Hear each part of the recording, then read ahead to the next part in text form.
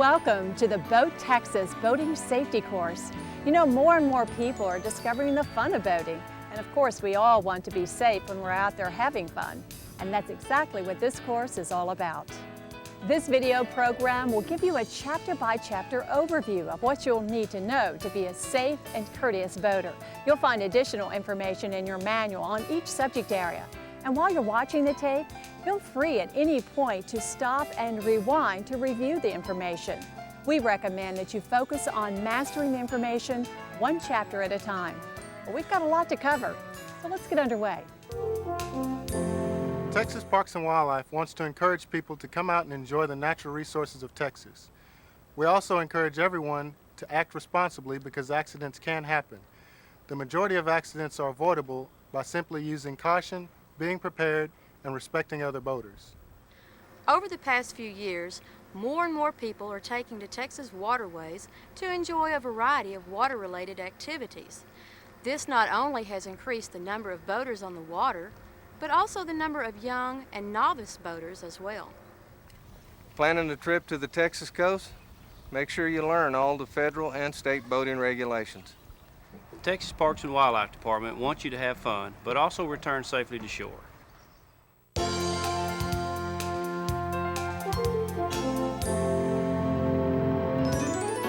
Inboard, outboard, sailboat, personal watercraft, or cruiser. Whatever type of watercraft you operate, the first step in safe boating is knowing your boat. Boats are divided into 4 classes by length. A boat's class dictates the equipment necessary to comply with federal and state laws. You measure the length of a boat from the tip of the bow to the stern. Now that doesn't include an outboard motor or a swim platform, unless the platform is a molded part of the hull. Knowing the type of hull you have and its handling characteristics will help you operate the boat safely. There are 4 basic hull shapes. The most common design in powerboats is the deep V hull. It provides the most comfortable ride in rough water, but it may roll or bank in sharp turns. It's also called a planing hull because the boat rides up and glides across the top of the water as you increase power. A common shape for sailboats is the round bottom hull. These boats move easily through water, even at slow speeds. That's why they are also called displacement hulls. They cut smoothly through the water as soon as they get a little wind in their sails. Now, let's look at engine types. An outboard is a complete power unit, including an engine, gear case, and propeller mounted on the transom of the boat. Outboards range in size from under 1 horsepower to more than 300 horsepower. Steering is controlled by swiveling the motor from side to side. Inboard motors are mounted inside the hull's midsection or in front of the transom. Inboards are a 4-cycle automotive engine adapted for marine use. Steering is controlled by a rudder. Stern drives are also known as inboard-outboard because they combine features found on both inboard and outboard engines. Stern drive motors are mounted inside the boat and attached through the transom to a drive unit, which resembles the lower section of an outboard. Steering is controlled by a drive unit that swivels like an outboard. In addition to understanding the handling characteristics of your boat, you also need to know and be familiar with nautical terms that describe its various parts. While the styles and shapes of boats vary greatly, the names of the basic parts remain consistent. That applies to PWCs, personal watercraft, as well, which are classified as inboard Class A boats. PWCs are subject to the same regulations as any other boat, plus a few more specific to PWCs, which we'll look at later. Now, once you're familiar with your boat and boating terminology, you're ready for the next step, preparing to get underway.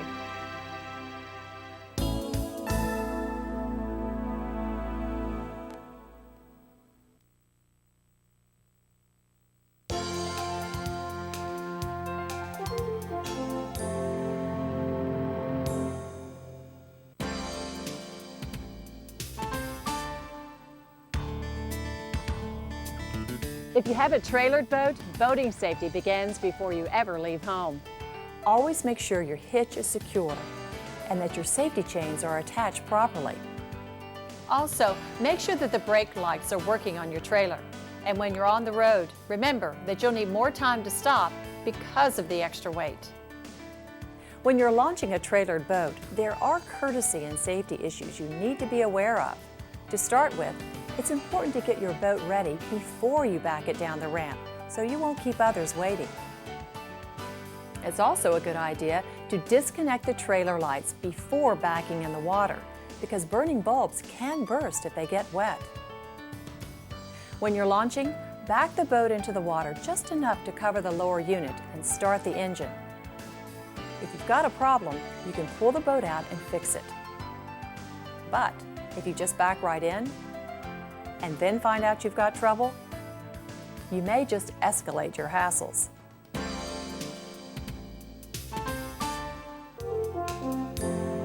About fueling. Avoid overfilling, and if you spill any fuel, promptly clean it up. Portable tanks should be removed before you fill them, and you should always check for proper ventilation. Serious accidents can occur when fueling a boat, so it's important to take precautions. Before you begin fueling, shut off all engines and electrical equipment.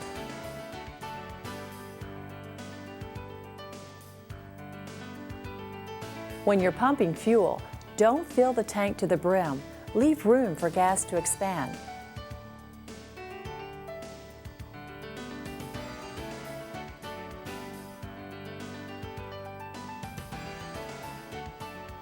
Then put the cap on tightly to prevent vapors from escaping. If your boat is equipped with a power ventilation system, turn it on for at least 4 minutes after fueling and prior to starting your engine. This eliminates gas vapors in the bilge. The same basic rule applies to fueling a personal watercraft. But there are some additional considerations for the PWC. Before you start fueling, make sure the fuel selector switch is in the right position. Only use the on position when you're underway. The rest of the time, the switch should be set to off.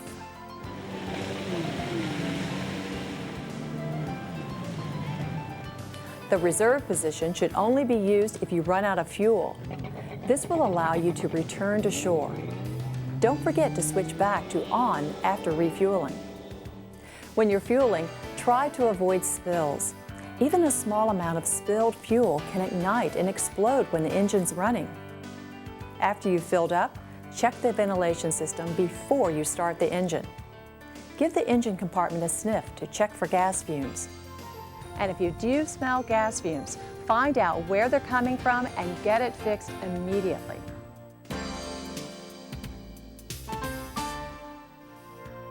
Okay, your boat's fueled and you're ready to let up the gang for a cruise. But do you know how many people that your boat can carry safely? Look for a capacity plate near the operator's position or on the transom of the boat. This plate indicates the maximum weight capacity or the maximum number of people that the boat can carry safely. This information is very important because overloading can cause your boat to swamp or capsize. Most boats have a manufacturer's capacity plate that tells you the maximum number of persons and the maximum amount of weight that can safely be carried in the boat.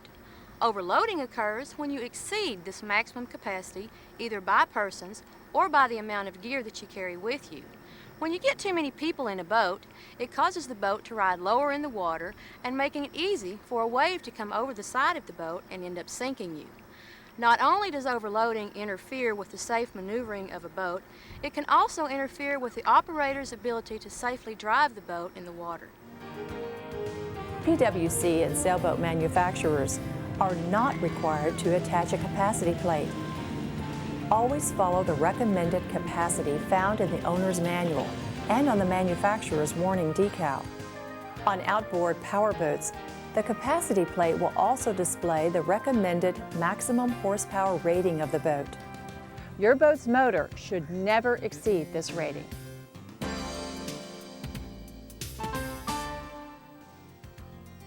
Before going out on a boat, it's always a good idea to leave a float plan with a local marina, a relative, or a friend. In addition to information describing your boat, the plan should list where you're going, the route, and your expected return time. Also, list the number of passengers, their names and addresses, and a contact just in case of an emergency. Okay, now that we're ready to go, we'll look next at operating your boat.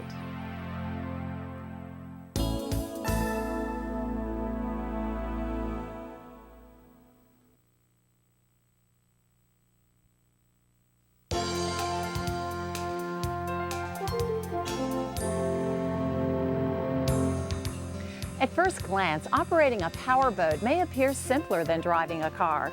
You just apply the gas and cruise, right? No road to follow, no traffic lights, no merging traffic or four-way stops. Operating a motorboat is more challenging than a car because there are no traffic lanes or traffic signals to guide boaters. Boat operators have a tendency to get distracted and not notice other boats in the area. As an operator of any watercraft, you have the responsibility to be aware of your surroundings and the constantly changing conditions. There are a number of techniques and rules that you need to be aware of, starting with launching your boat.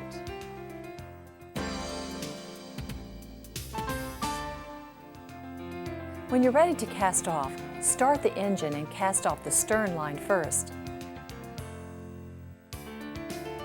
Move the stern away from the dock. Then, cast off the bow line, shift into reverse, and slowly back away from the dock. If the wind or current is pushing your boat away from the dock, cast off all lines and push off. When the boat is clear, shift into forward and pull away slowly. When you return to the dock, getting your boat in safely requires a little more skill than going out. Come to a complete stop on the water a short distance from the dock so you can see how the wind and current are moving the boat. Then you can judge how to approach the dock. If there's no wind or current, head in at a 10 to 20 degree angle. Use the reverse gear as a brake. If the wind or current is pushing you away from the dock, just approach at a sharper angle. Once the bow line is secure, swing the stern in with the engine on. Leave the engine on until both the bow and stern lines are secure.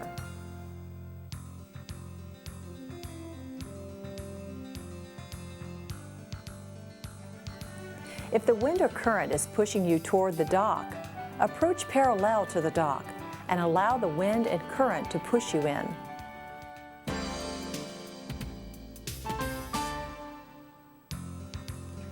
There's always a chance, however slim, that some miscalculation or mishap will cause an operator to be thrown out of the driver's seat. There have been cases where people have actually been run over by their own boat. So many boats today come equipped with an ignition safety switch. The switch has a lanyard with a clip on the end. You just attach the clip to your clothing or your PFD. Then if you're thrown out of your seat, the lanyard pulls the switch and cuts the engine. Using your ignition safety switch can actually mean the difference between life and death. Game wardens have investigated several accidents where the operator was thrown from the boat and then ran over by the boat when it circled back around. By using your ignition safety switch, all of these accidents could have been prevented. If you don't have an ignition safety switch in your boat, you can talk to your nearest dealer and have one installed. Okay, now it's time to learn the rules of safe navigation.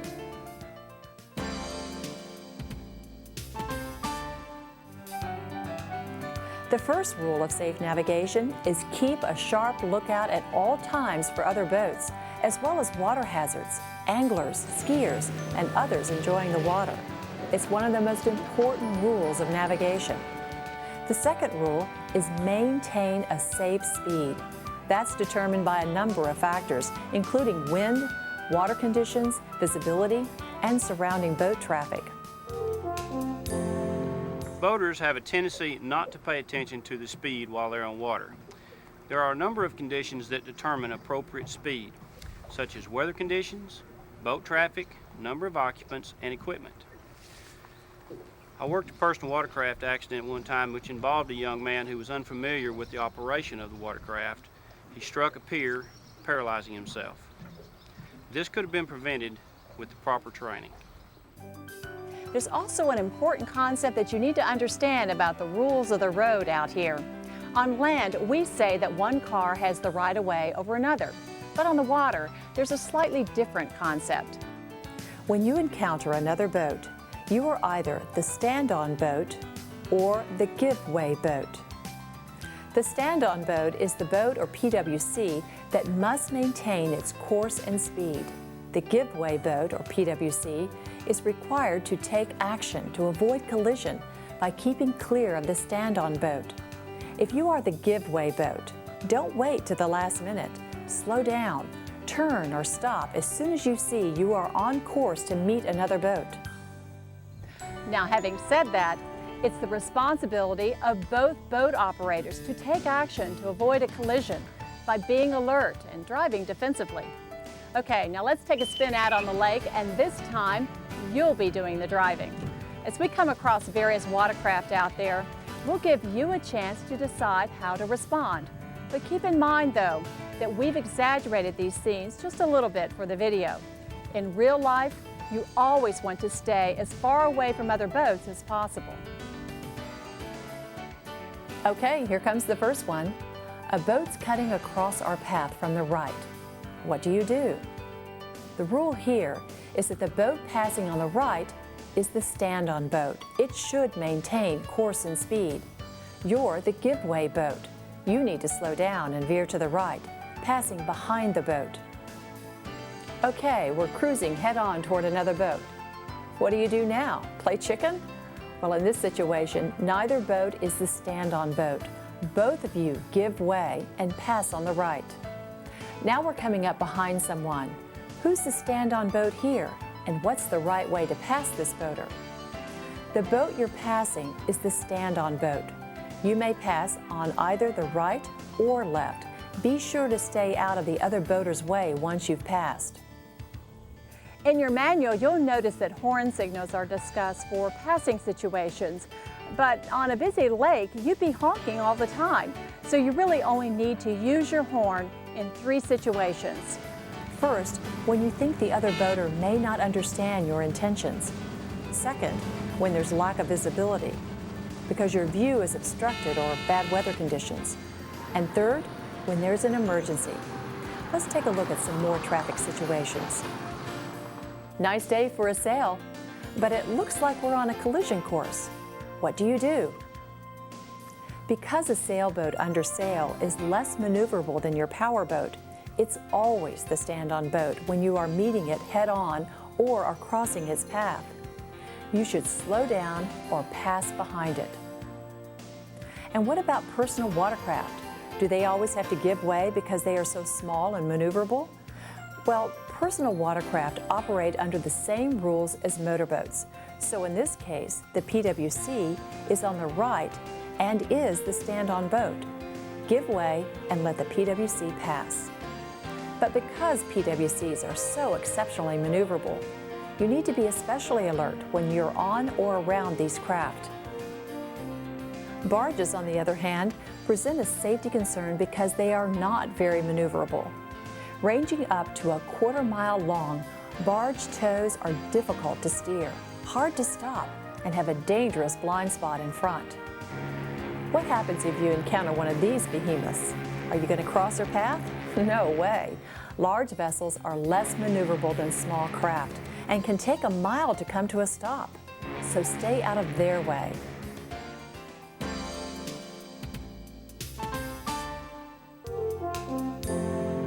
Accidents that occur at night are due to the lack of proper navigation lights.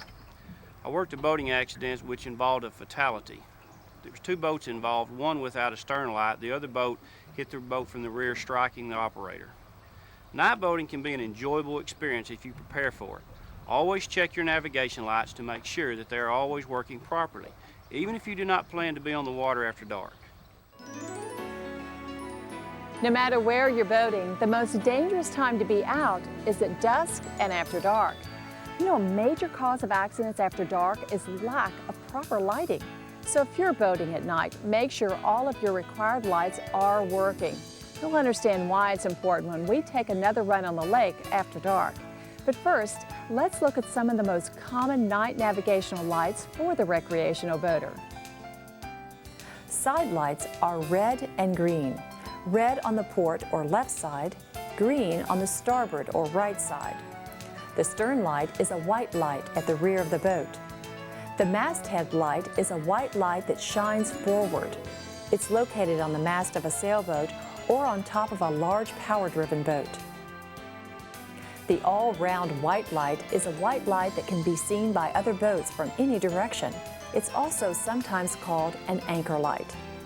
Most recreational powerboats will come equipped with side lights and an all-round white light. This satisfies the law for powerboats less than 39 feet long. Knowing the location of these lights is important because they'll tell you which way a boat is headed in the dark, and sometimes what kind of vessel it is. Now let's head back out on the lake and test what you've learned. Okay, a boat's approaching ahead. We see green and white lights. What do you do? Green and white lights are the starboard and stern lights. That tells you a boat's headed across your path from the port side, so you're the stand-on boat and should maintain course and speed. But you still need to be alert in case the other operator doesn't see you or know navigational rules. Now we're approaching a single white light. Do you stand on or give way? Remember, the white light is the stern light. That means you're overtaking a boat, either moving or anchored, and it's the stand-on boat. You can go around it on either side. Red and white lights ahead this time. What do you do? Since the red light is the port light, you know a boat's headed across your path on the starboard side. You're the giveaway boat. Now we're coming up on a single red light. What does that indicate? And what do you do? If you see only a red or green light, it means a sailboat. And you know that you always give way to a sailboat. These are some of the more common traffic situations that boaters encounter. Rules for more complicated situations can be found in the U.S. Coast Guard's publication, Navigational Rules. The address is in your manual. Now, let's look at some navigation aids.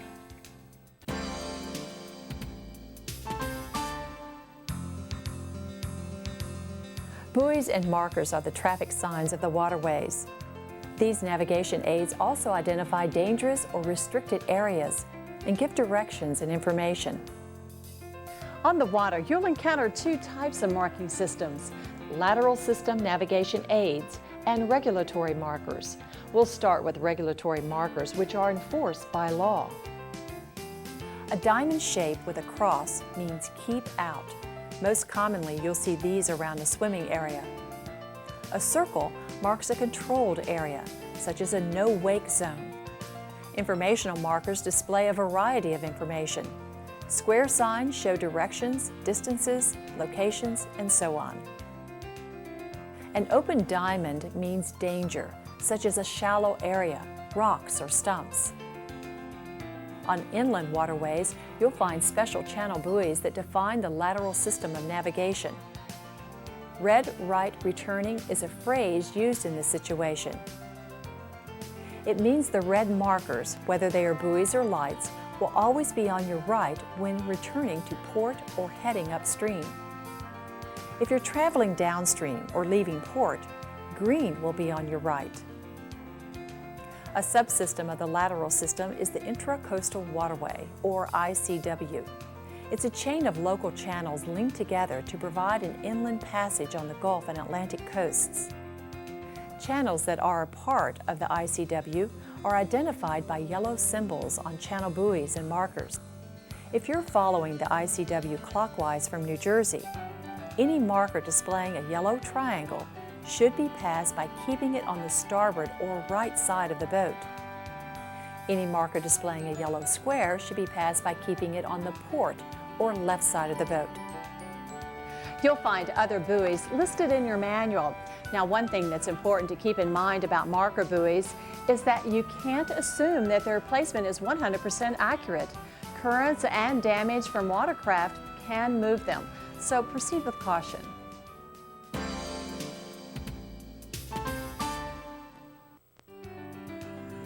Let's say that you've been cruising a while and you decide to stop and fish or swim or maybe just relax.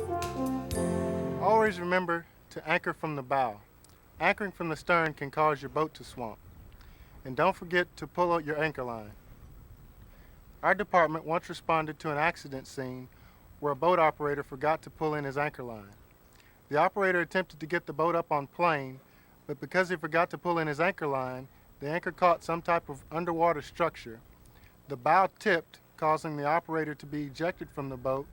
The stern spun around, striking the operator twice, resulting in fatality. This type of accident can be avoided if people will develop a routine of checking their anchor and following proper procedures. One thing that you don't want to do is drop anchor in a busy channel. That is an accident just waiting to happen. The ideal place is a well-protected area, preferably with a flat bottom. First, stop the boat, and from the bow, slowly release the anchor into the water until it hits bottom. If you throw the anchor, it won't set securely. Next, slowly back away, letting out about 6 to 8 times as much line as the depth of the water. Then secure the line and pull on the anchor to make sure it's holding. Never anchor by the stern. The bow is designed to ride through waves. The stern is not. Now you know why boating isn't as simple as it looks. It takes a fair amount of knowledge to be a good skipper, even just for pleasure boating. And if you operate a PWC, there are a few more things that you need to keep in mind.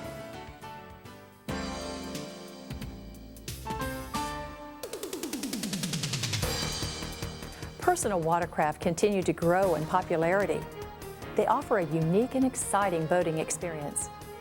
But they also present some special challenges to their operators. Number one is safety. PWC are the hottest thing on the water, but they have their own special safety concerns. Some of the most important things to remember are the PWC have tremendous speed and maneuverability. It's very important to use the safety lanyard cord. Use the buddy system, and most important, understand power is required for steering control. Accidents can happen because PWCs are so fast and maneuverable. It's easy to get in harm's way if you're not paying attention, like cutting in front of another boat. And unlike other boats, it's designed for the operator to fall off and to get back on easily. Here's how it operates. Water is drawn into the pump housing, where an impeller pressurizes the water and forces it out a nozzle at the rear of the craft, pushing it forward. On most PWCs, the nozzle is also the steering mechanism. You steer by changing the direction of the nozzle. For that reason, it's important to remember that you need power to steer. If you allow the engine to return to idle or shut off while you're in the process of maneuvering, like approaching a dock, you'll lose all steering control. You'll just keep going in the direction you were headed before you lost power. Because you know you're taking a spill occasionally, there are 2 critical pieces of safety equipment. First, a PFD is absolutely essential when operating a personal watercraft. Most PWC enthusiasts favor a Type 3 jacket because it's the least restrictive. Second is your safety switch. All PWCs now come equipped with an emergency engine shutoff switch. You attach yourself to the safety switch with a lanyard. If the lanyard is yanked from the switch, the engine will shut off. This safety device is so critical that it's illegal to ride your PWC without it. Some PWCs are designed to circle you at idle speed when you fall off, so it's important that the idle speed is set correctly. Sometimes after a fall, the PWC is completely overturned. When this happens, you need to know the proper way to ride it. Most manufacturers have placed a decal at the rear of the craft that indicates the direction to roll your PWC to an upright position. If no decal exists, check your owner's manual or ask the dealer. With the right procedure, you should be able to right the PWC with little problem. If you roll it over the wrong way, you could cause serious damage to your craft. It's a good idea to practice reboarding with someone else around to see if you can do it alone. Also, avoid riding your PWC when you're tired. Fatigue makes reboarding more difficult. So do strong currents and high winds. Now, let's take a look at some rules regarding responsible and courteous operation. A large percentage of the calls I get related to PWCs are for not being courteous on public waters. I receive calls about noise levels of PWCs and about PWCs operating too close to boaters and swimmers. If PWC operators will just exercise common courtesy, learn the rules and regulations, everyone will get along fine. Some people have such a good time on their PWC that they don't realize that they might be getting on other people's nerves. The two biggest complaints against PWCs are noise and irresponsible behavior. In some places, it's gotten so bad that laws have been passed to limit PWC use. So the best way to ensure that you have a place to ride your PWC is to do your part to minimize the nuisance factor. Hot dogging is dangerous as well as annoying. Jumping the wake of a passing boat or riding too close to another boat creates special risks. It's restricted and even prohibited in some states. The biggest violation with the PWC is the 50-foot rule. It's the law that you must maintain at least 50 feet from a dock, other boats, PWCs, swimmers, and the shoreline. You can only operate within 50 feet if you're at headway speed. One danger with wake jumping is visibility. The boat making the wake may block your view of oncoming traffic and at the same time make you invisible to them. It's also stressful for boat operators to have PWCs constantly running close to their boats. To minimize noise, keep your engine tuned to ensure the most quiet operation possible. Vary your location. Riding around in one small area will eventually irritate people nearby. So keep moving around and avoid congregating with other PWCs. Keep your distance from camping or residential areas, especially in the early morning hours. Avoid maneuvers that will lift the noisy engine exhaust out of the water. And don't modify your engine exhaust system if it creates more noise. Remember that you need a minimum depth of 2 feet to safely operate your craft. When you get into water that's too shallow, debris can get caught in your water intake, damaging your engine as well as the environment. And speaking of the environment, be aware that high-speed operation in very shallow water or near the shore can cause erosion. And take care when fueling your PWC in or near the water. Oil and gasoline spills have a severe impact on aquatic life. Finally, remember that PWCs were designed for daytime use only. It's illegal to operate them after dark. These are the basic rules that apply to operating a PWC. Since regulations for PWCs can vary from state to state, be sure to check Chapter 4 in your manual for regulations specific to your state. Next, we'll look at the legal requirements of boating.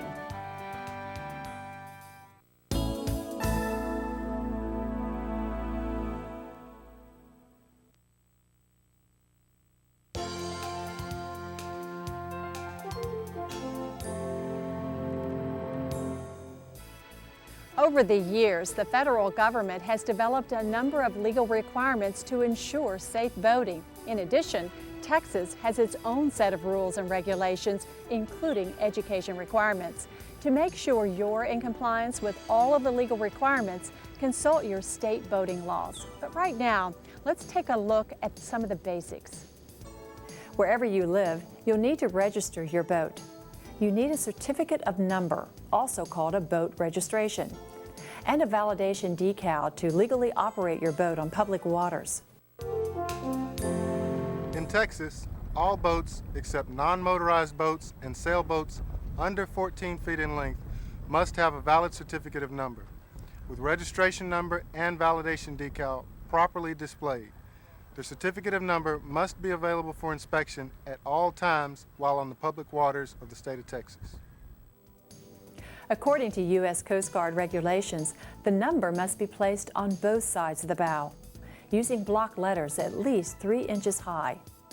Letters must be separated from numbers by a space or hyphen, and no other numbers can be displayed on either side of the boat.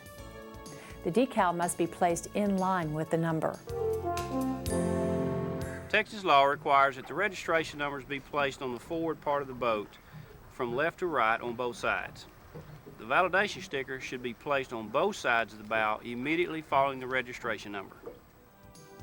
The same placement requirements apply to PWCs. Also, all boats manufactured for sale must have a manufacturer's serial number or hull identification number, HIN. It's unique to your boat. HINs are typically engraved in the fiberglass or on a small metal plate attached to the transom. You know, it's a good idea to record your HIN number and store it away from the boat so it can be handy if warranty problems arise or your boat is lost or stolen. Texas law requires that persons born on or after September 1st, 1984 to successfully complete a boater education course and be at least 13 years of age to operate a boat with a motor of 10 horsepower or greater, or to operate a wind-blown vessel of 14 feet in length or greater. Each operator is also required to carry a picture identification and their boater education certificate with them when on the vessel.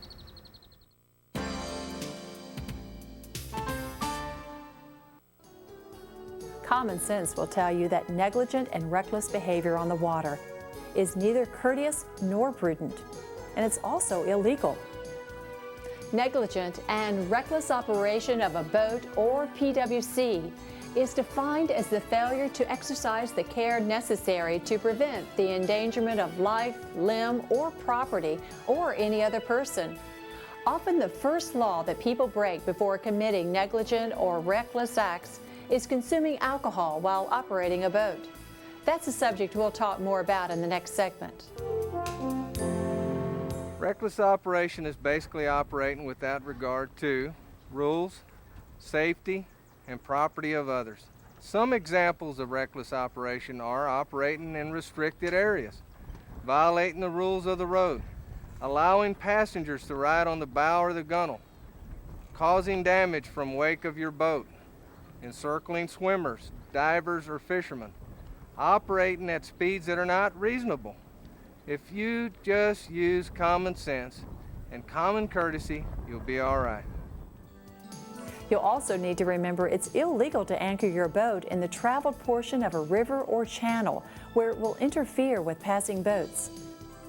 And finally, it's illegal to attach a boat to a buoy, beacon, light, or any other navigational aid unless it's designated as a mooring buoy. And of course, it's illegal to move them or tamper with them in any way.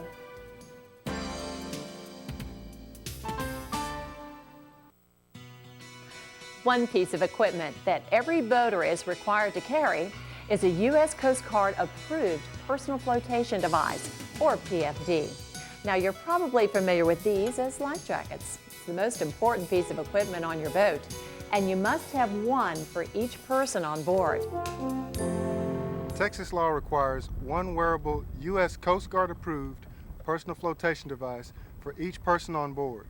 Ski belts and ring buoys are not included.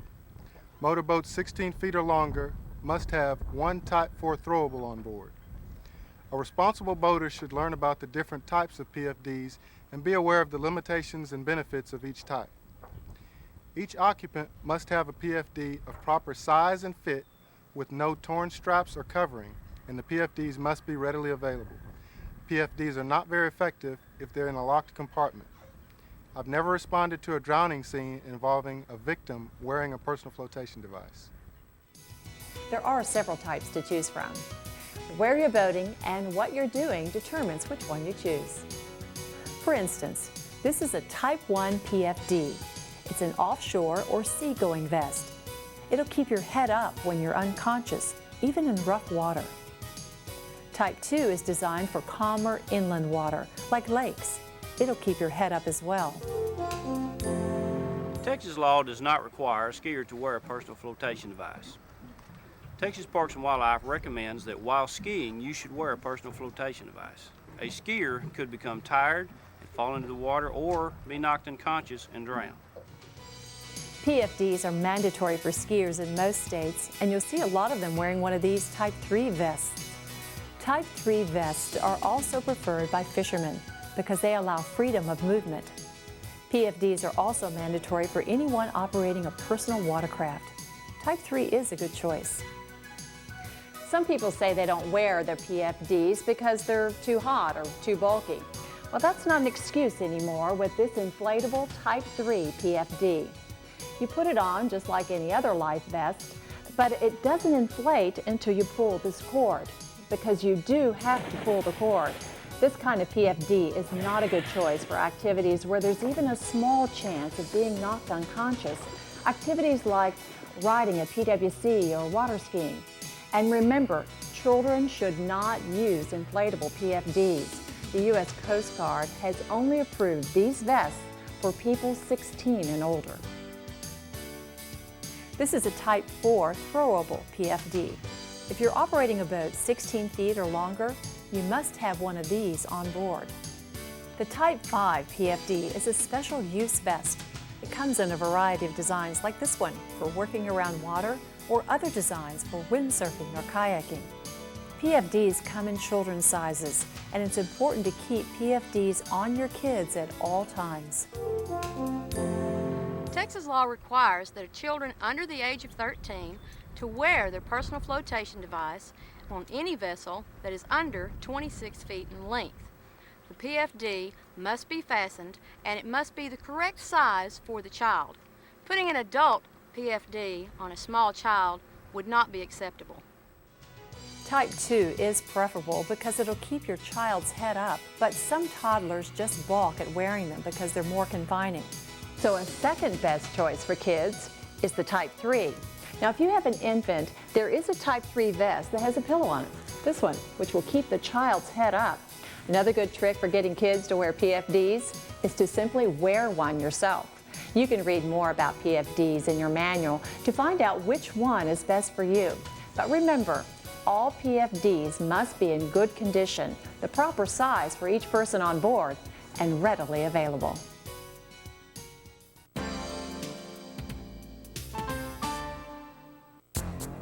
The next priority for all boats is a fire extinguisher. Why is that important? Take a look at this. A sudden fire, particularly one that breaks out in an engine compartment, can literally devour a boat if unchecked. In a matter of minutes, it can burn right down to the waterline. That's why every boat, and that includes PWCs, must have a fire extinguisher. Always check to make sure it's in working order and that the locking pins are in place. And of course, be sure to keep it where it's easy to get to, just in case of an emergency.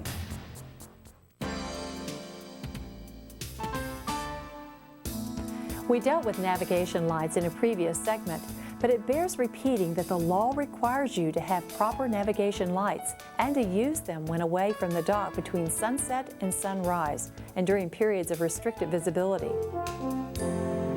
The major cause of accidents at night is improper navigational lights. Texas law requires a motorboat that is not docked must exhibit one bright light, lantern, or flashlight from sunset to sunrise in all weather. A motorboat that is underway between sunset and sunrise in all weather must exhibit red and green side lights and an all-around white light, or both a masthead light and a stern light. To find out which lights are required for your boat, refer to Chapter 4 in your manual.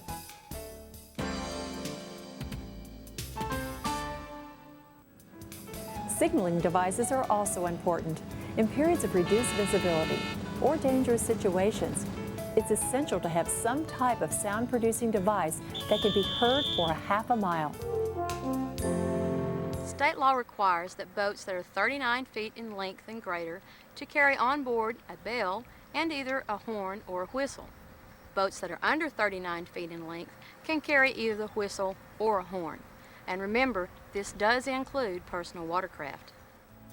In addition to sound signals, many boaters who travel in federal waters, such as coastal waters, are required to carry visual distress signals, or VDSs, depending on the size of their craft and when they're boating. VDSs are classified as day signals and night signals. One category is pyrotechnic, and the other is non-pyrotechnic. Check your manual to see if your boat requires these signals.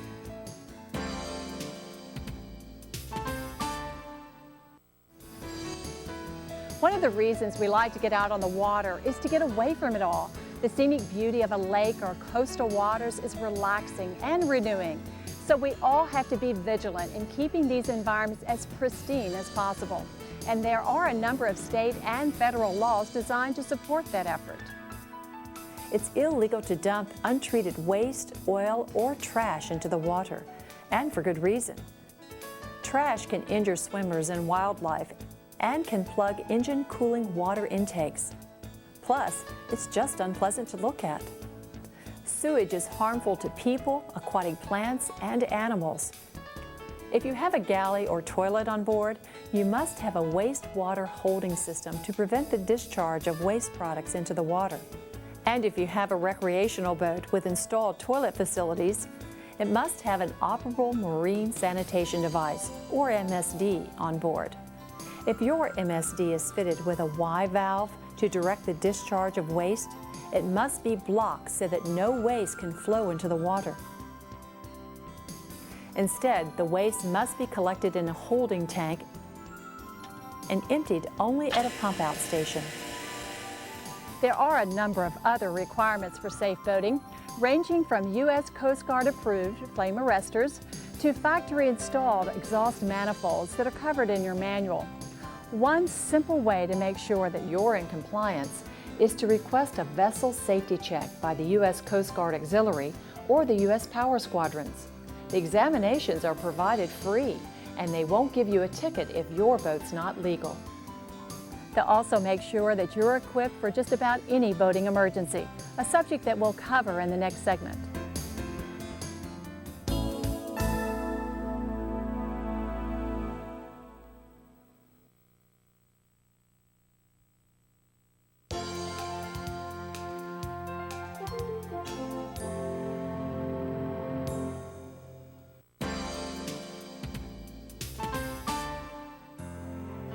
Cruising the lake on a beautiful day, no one really thinks about boating accidents, but they do happen, and all too often, they're fatal. All boaters, regardless of whether they're passengers or operators, should stay alert and use good common sense while boating. It is easy to be distracted by people in the boat, and it only takes a few seconds for a situation to become tragic. Most boating fatalities occur in open boats on inland waters in the afternoon when the weather and visibility are good. Falling overboard, boat collisions, and capsizing or swamping are the three major causes of fatalities. People fall overboard and sometimes drown when they're sitting on the gunnel, standing up, or leaning out from small boats. Virtually all these fatalities could be avoided if people would just wear their PFDs. Boating collisions, like auto accidents, occur because people simply aren't paying attention or they're driving recklessly. Capsizing usually occurs when a boat operator takes a sudden or sharp high-speed turn. Swamping is often the result of overloading or boating in hazardous weather conditions. One of the best ways to eliminate or minimize the impact of emergencies is to practice risk management. Simply put, it means to recognize dangerous situations before they happen and take steps to prevent them. It also means being prepared to deal with an emergency if one occurs. And the number one risk management step you can take is to avoid drinking and boating. Frequently, alcohol is a contributing factor in all the accidents we just discussed. It's also a factor in about a third of all fatalities.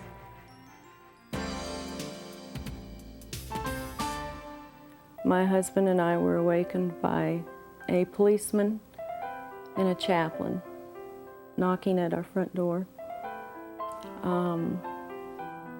As soon as I saw him, I knew that it was something bad. And the only question I had was, which child is it? The boat carrying Kay's 22-year-old daughter, Debbie, was hit from behind as it idled on the lake. The other operator had been drinking at a lakeside bar. In news stories, Debbie Rock's name joined a growing list of boating fatalities. she was not just a number on the coroner's report. She was a real person, and she had a lot to give. And that is one of the reasons that I want to stress the fact that bad things happen to really great people, and they don't have to. And there are choices that people can make. While the memories are painful, Kay says she offers the story for safety awareness. It helps me to make Debbie's death not in vain. You know, she lives on through my being able to talk about what happened to her, and she leaves a legacy of trying to tell people to be responsible and to not drink or drive any motorized vehicle. It's because of tragedies like this that most states vigorously enforce laws that prohibit drinking and boating. It is illegal for a person to operate a motorboat while intoxicated on Texas waters. Intoxication means when a person is not in control of his mental or physical faculties due to the induction of some type of alcohol or drug or both, or has a blood alcohol content of 0.08 or greater. Upon the first conviction of boating while intoxicated, you could be charged for 180 days in jail and a $2,000 fine or both. Second conviction is a year in jail or a $4,000 fine or both. Third and subsequent convictions is 2 to 10 years in jail and a $10,000 fine. Texas Parks and Wildlife recommends that you do not drink and operate a watercraft. Alcohol is particularly deadly out on the water because of what's called the stress effect. Wind, spray in your face, the pounding of the boat, the heat of the sun, all of these things combine to increase the effects of alcohol. It impairs your vision, your reaction time, and your judgment. In fact, one alcoholic drink while boating can have the same effect as 3 on land. So be sure to designate a boat operator and a lookout when consuming alcohol on the water.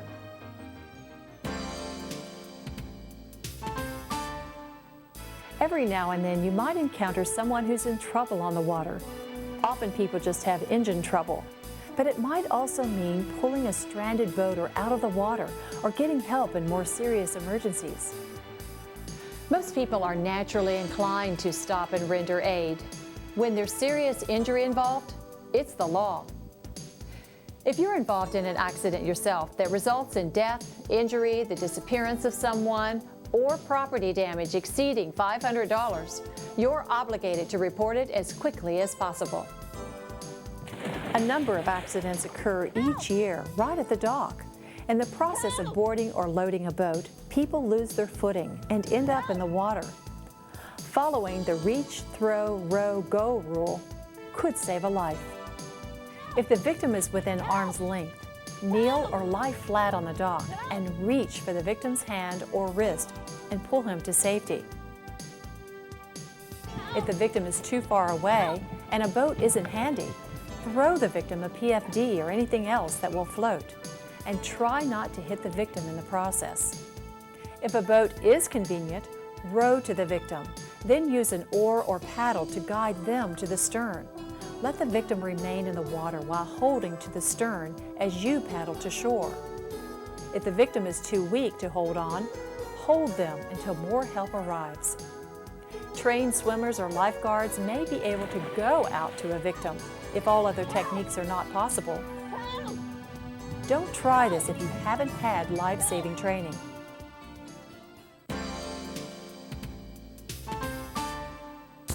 Many boats have burned to the waterline needlessly. Either the boater failed to have a fire extinguisher on board or simply didn't know how to deal with a fire. If your engine catches fire while your boat is underway, turn the bow into the wind and stop the boat. If you aren't wearing your PFD, put it on. Grab your extinguisher and aim it at the base of the flames and sweep back and forth. Remember, never use water on a gasoline, oil, grease, or electrical fire. You see, water will spread a gas fire and will act as a conductor for electricity. 114 clear. A fire extinguisher should always be readily available, in proper working order, fully charged, and not stored near a fuel supply. You need to check to make certain that your fire extinguisher is serviceable. Many variables, including Texas weather, can cause loss of charge.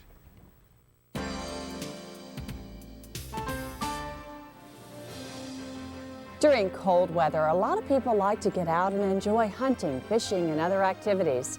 But it's during this time that hypothermia poses a serious threat. Hypothermia occurs when the body loses heat faster than it produces it. It can occur any time that you're exposed to cold, wet, or windy weather.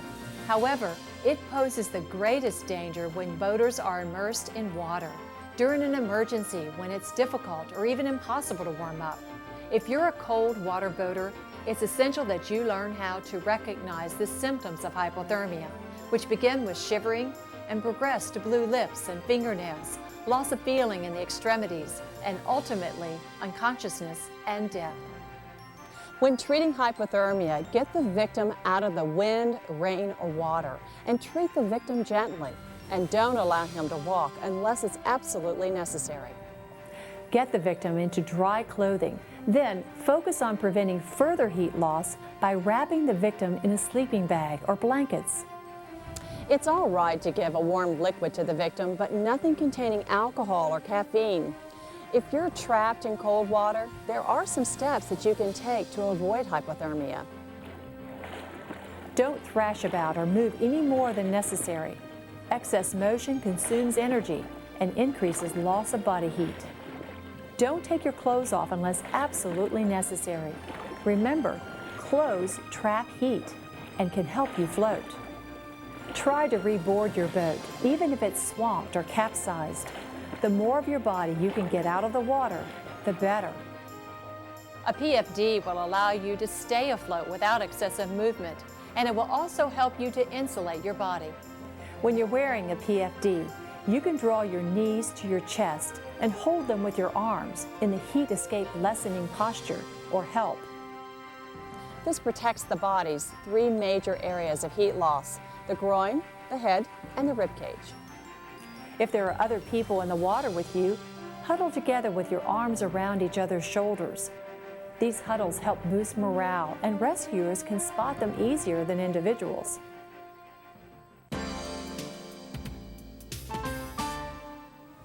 One way to avoid risking hypothermia and other disasters is to keep a watchful eye on the weather.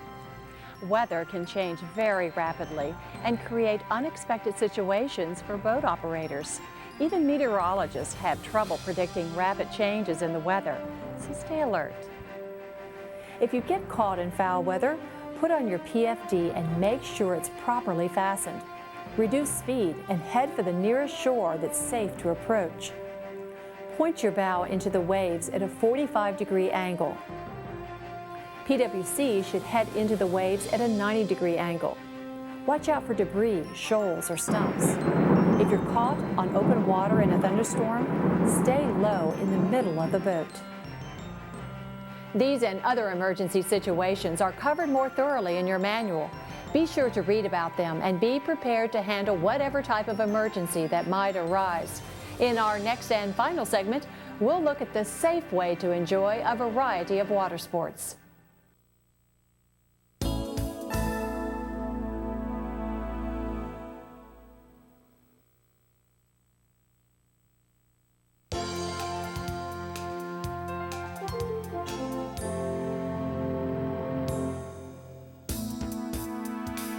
There are a lot of activities to be enjoyed on the water, from skiing to windsurfing, but each one has unique risks.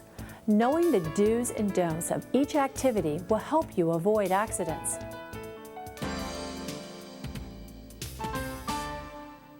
Pulling someone on skis may not look tricky, but there are several things you need to be aware of to do it safely.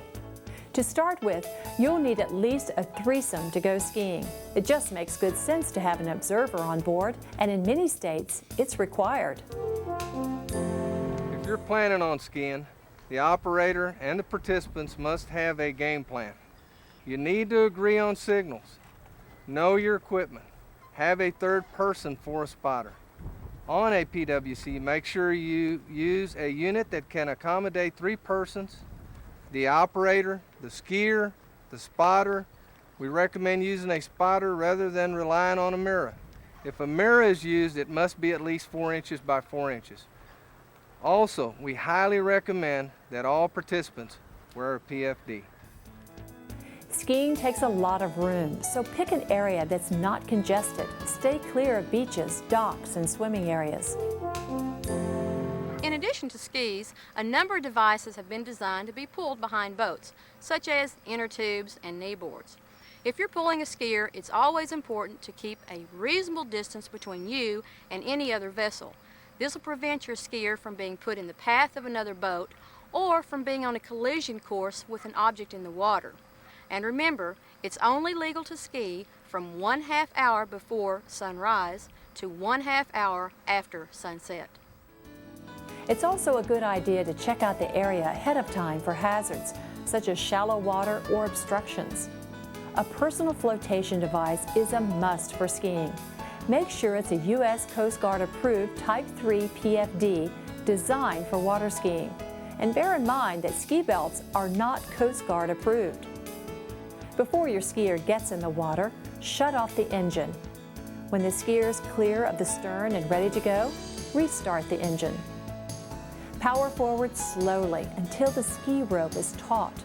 By the way, the rope should be at least 75 feet long and should never be wrapped or tied around the skier. That could lead to disaster. If there's no traffic ahead, apply enough power to raise the skier out of the water. The skier is the one who determines cruising speed by using hand signals. Thumbs up for more speed, thumbs down for less speed. You'll find an illustrated list of these and other simple hand signals in your manual. If you need to turn the boat, let the skier know with a hand signal. You'll need to be especially alert when you're towing a skier. Keep track of the boats around you and stay at least 2 rope lengths from hazards or the shoreline. And of course, you know better than to buzz or spray another boat or swimmer. Also, it's illegal. When the skier drops or falls, circle slowly to return the tow line or pick up the skier. Holding a ski out of the water is a safety precaution. It makes the skier more visible to you and other boaters. As you approach, be sure to keep the skier on your side of the boat for best visibility.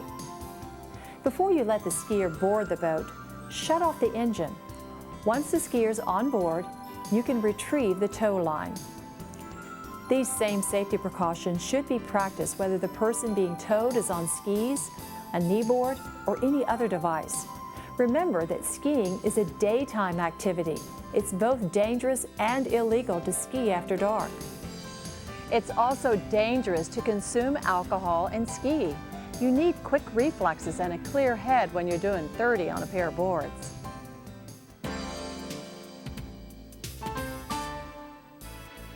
Sharing the fun of your PWC with your friends and family is all part of the boating experience. But when you're operating a PWC, you have a responsibility to your passengers. Also, as the owner of the PWC, you could be held liable for any damage caused by it, no matter who's driving at the time. If you're an owner of a PWC, beware, you will be held liable for all operations of your PWC on public waters. Regardless of who's operating it, I strongly encourage all owners to inform and educate anyone you allow to use your equipment before you let them go out on public waters. You should always make sure that anyone operating your PWC understands their responsibilities as a driver. Let them know that they're operating a boat and have the same responsibilities as any other boat operator. Your attitude towards safe operation will influence their behavior accordingly. Before allowing anyone to operate your PWC, check Chapter 4 in your manual to make sure they meet the minimum age and education requirements for PWC operation in your state. Make sure they know basic boating safety information and rules of the road.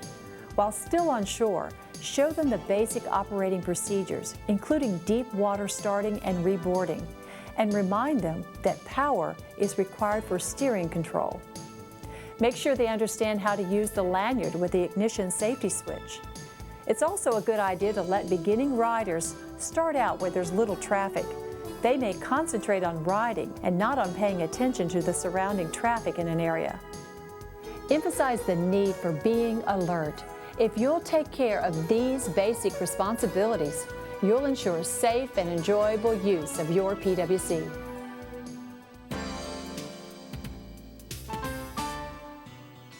Each year, hundreds of people die by drowning. Most of these victims are swimmers.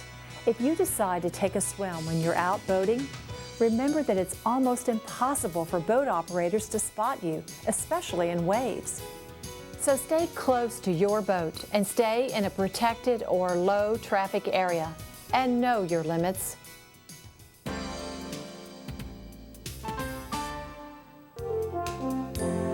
We had a sad incident involving a fishing boat that could have been easily avoided. A small boat was overloaded with equipment and people. The fishermen were not paying attention to the weather conditions. There was not enough life jackets on board. Due to the overloading, the boat sat low in the water. High winds caused water to swamp the boat, resulting in a double drowning. The only survivor was the only person wearing a life jacket. Anglers using boats can be at risk when it comes to boating and boat safety. That's because anglers are focused on catching fish and not boating for boating's sake. Sometimes this leads to boating ignorance, carelessness, or both. So if you're primarily an angler, remember to follow all safe boating rules and regulations and wear your PFD.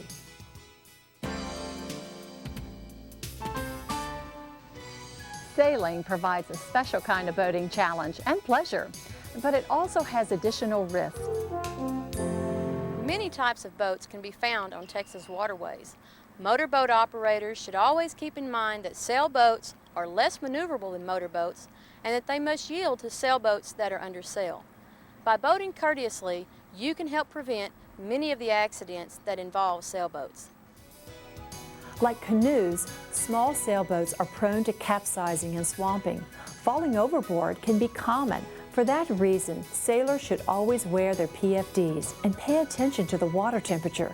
Capsizing in the early spring, fall, or winter involves the risk of hypothermia. Anyone interested in sailing should take a certified course from organizations like the American Sailing Association before setting out on their own.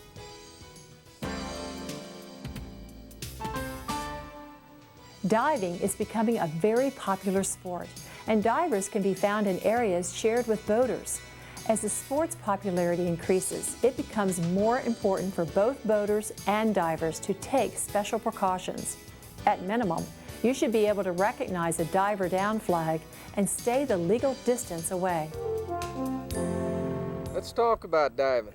Boaters and divers need to cooperate. Boaters need to learn and recognize a diver's flag and know the distance that you can operate a motorboat from these flags. You can't operate at greater than headway speed within 150 feet of the flag, and you can't operate at all within 50 feet of diver's flag.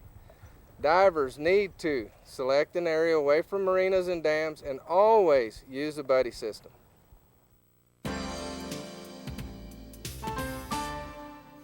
Another growing water sport is windsurfing or sailboarding. And like everything else we do on and in the water, precautions must be taken to avoid injury.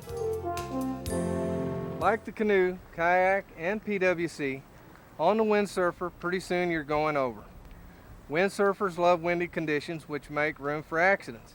Then when they fall off, it's common for the board to drift away. So I highly recommend that windsurfers wear their PFDs at all times.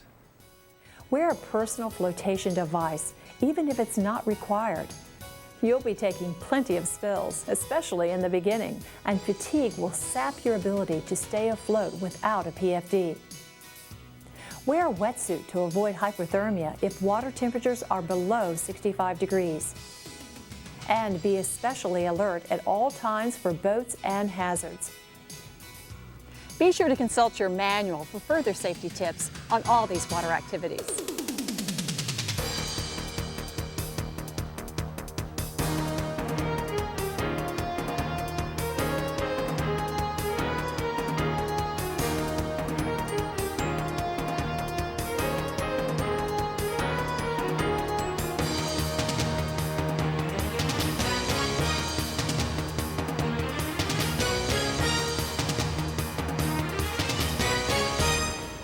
Well, that wraps up our boating safety course.